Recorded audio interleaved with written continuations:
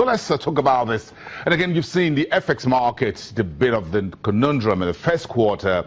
Naira pushing the dollar strongly down the line. Then you find the central bank intervening almost on a daily basis, pouring millions, estimated $2 billion in just 6 weeks into the market, trying to cool down Naira-dollar relationship. Then, of course, we haven't seen much effect. So folks are sometimes asking what happens to the price of essential commodities, rice, chicken, beans, and bread and butter. Why haven't we seen the decline since when the prices were going up? Everybody blamed it on the foreign exchange. Now that the Naira has recovered a bit, why are these products on the shelf not recovering? And that's a question I'm putting straight to Bolanle here, who is from Financial Derivatives Company. Good morning. So that's the question for you. What happens? FX, Naira is recovering. We're at 520 to the dollar. Around the second week in January, we finished the year at 480, and now we're doing just about 340, 390. So why haven't we seen this impact on commodity prices? Yeah. So, you know, it was just a short period where the Naira recovered rapidly from about 520 to 395 that it is today. We've seen that most manufacturers are approaching, they're taking a wait-and-see approach because none of them really know what is going to happen in the nearest future. So they're actually, you know, taking the back seat. Okay, let's watch how the Naira, you know, performs for the next few weeks before actually, you know, feeding this effect into their prices. But the released FBN PMI's report shows that, you know, inventory levels are up. You know, PMI was about 552.8. And CBN's PMI wasn't, you know, expansionary, but it's still trending in the right direction. It's still contractionary, but both PMIs are moving in the right direction. So it just shows you that, okay, the manufacturers are bracing themselves for, you know, this new era of, you know, good exchange rates, you know, before actually feeding into prices. But on the contrary, we have, you know, the price of Coke, which increased from 180. That's a soft drink, isn't it? Yeah, soft drink. Okay. It increased to about 150 Naira per 50 cl. So the pet in Coke, the first quarter. Yeah, in second quarter, beginning of April. Okay. So they've taken that. Oh, that was yesterday? Oh, yes. No, I haven't had a bottle of Coke in the last 48 hours. So I haven't checked out. I don't know you should check that out. And this isn't the first price increase they had done. You know, they increased from 100 Naira to 120 and now to 150. So this just shows you that, okay, the past effects of the exchange rates have, you know, they're still feeding into their, you know, costs and their revenues and all of that. So they're still, you know, adjusting to this old news before taking into account, you know, the new exchange rate. And moreover, the exchange rate obviously recovered, but now it's depreciating again. It's at 395 Naira to the dollar. So it's depreciated slightly, but it's still something to, you know, consider, like these rapid movements. So if I'm a bread maker on a bakery or any other thing, it's not yet time to put in the knife and say, well,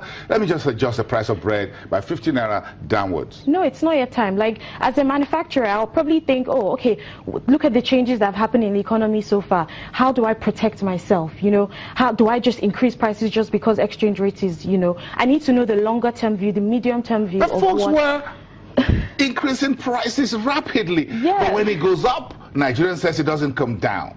Well, you know, prices increase, you know, they increase faster than they reduce, you know. I would rather increase my price because it benefits me rather than, you know, it takes me more time to reduce than to increase prices. Look at where we are. One news this morning that the government is increasing the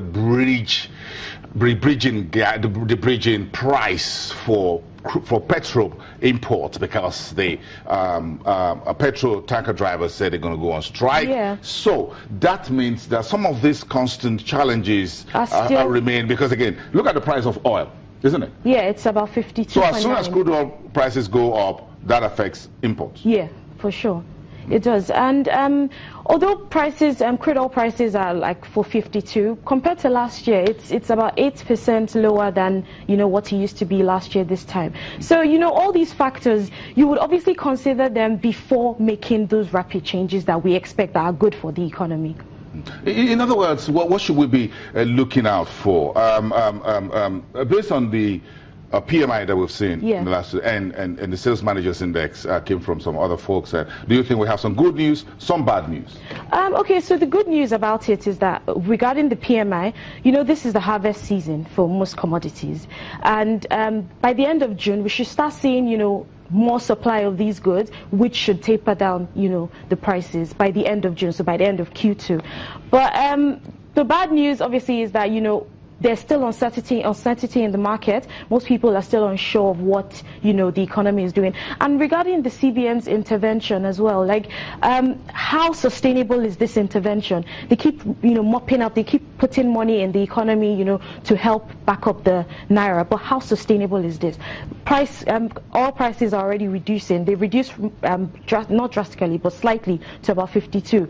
Our production is not, chasing, it's not moving the way we want it to. And if we keep spending, we need to spend on aviation, power sector, and some other, projects that are coming up. If we keep, mopping up or trying to back up the Naira, what then do we have to, fund these other activities? And the reserves are not even, we don't, there's uncertainty about the reserves even coming in the way it is going. I got a question. If you get Naira down, if Emefiele and his other folks magically were able to do 100 Naira to 1, how do you think other existential or constant risks remain as far as our products are concerned, which is electricity and a few other things? So even if we have 100, do you think that will impact the basic items? It should, because we're largely dependent on this dollar. Like, our economy is really exposed to, the impact of the dollar in the market. So if that happens, although you can't just shock the economy like that, it doesn't work that way. It has to be a gradual, market efficient, rate. So 100 to 1 is very unrealistic. Yeah, so that's my own realistic figure. Yeah. But again, we're talking about the dollar in our lives, isn't it, here? Because it's all about our lives around the dollar. Ideally, the most efficient way of doing things is to become less dependent on this dollar.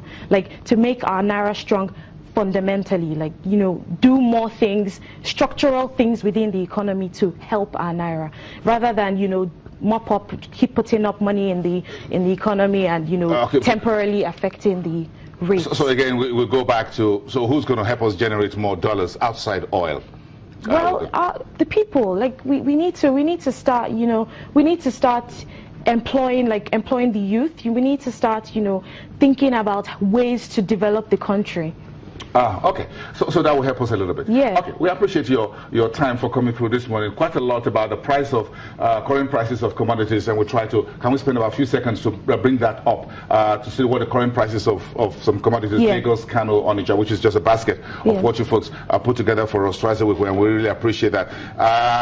Is there anything that is coming down this long list I'm taking a look at that should give me put some smile on my face? Yes, palm oil. Palm oil, this is the season of palm oil. Palm oil dropped from about 25,000 Naira per 25 liters to 13,000 Naira in Lagos. So this is good news, because obviously we're in the season of, palm oil. It's the palm oil season, so there's buoyant supply in the markets, which has dropped down prices. So back to what I said before, the inventory levels, the PMI, they're good signals that supply should increase by the end of Q2. Given that this is the I'm trying to mark palm oil here, just in case I need to get back to this and you're telling us the story here. So I'm seeing about a 1 year low, 6,000 Naira, 1 year high, 25 Naira. For folks who are looking, you need your glasses. That's the first item on the page you're looking at, and I'm talking about the last two columns. So right now, we're on the first column, as we're all in Lagos here.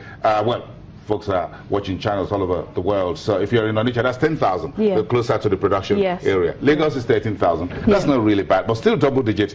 I'm looking at where we'll likely get 6,000. Are we gone with 6,000? Well, hopefully, not this year though, not this year, but someday we'll get there. We'll get 6,000 Naira back. Yes, definitely. Okay, rice is one very naughty thing. Okay, we've done 16,000 per bag. Yeah, we have. And we thought after all the year-end celebrations and what have you, the price will come back to about 10,000 per bag. Well, it's like I said, it takes time. It's not just Christmas was just like 3 months ago. It's not too long.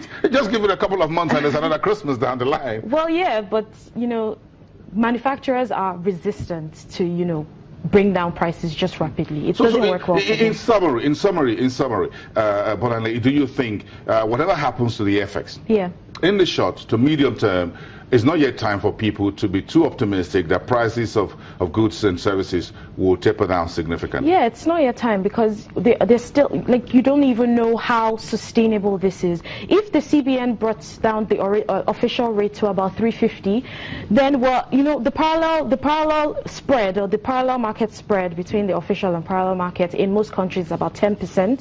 So if they bring the official rate down to 350 and we have our parallel market around 395, then it works. Then the CBN can reduce the level of intervention in the market. Then the market forces can take over, and you know, things can be done efficiently. Chukwumayanwo from Head of Research at GTI Securities is waiting to take over this conversation. Thank you. Just hang it in there. But thank you very much for coming. Bolanle Olutosin, who is one of the research analysts at Financial Derivatives.